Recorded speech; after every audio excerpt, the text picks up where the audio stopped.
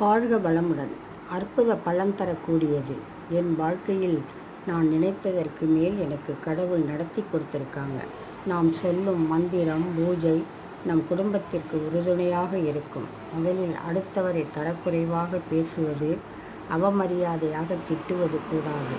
நாம் பதிலுக்கு திட்டத் தெரியாமல் இல்லை, அவர்கள் தெரியாமல் பேசுகிறார்கள், நல்புத்தி கொடு இறைவா என்றுதான் நாம் ஒதுங்கி விடுவோம். ஏனென்றால் பதிலுக்கு அவர்களை நாம் பேசுவது நாம் வணங்கும் இறைவனையே பேசி அவமதிப்பது போல்.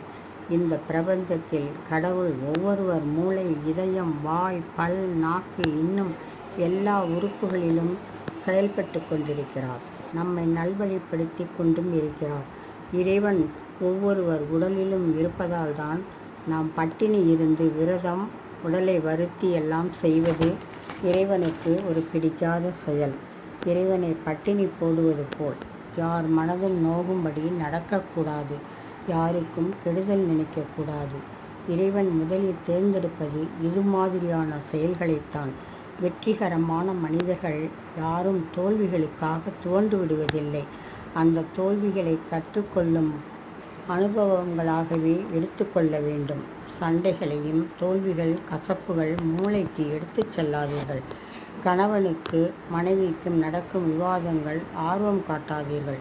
யார் ஜெயித்தாலும் தோற்றாலும் வாழ்க்கை துணைதானே.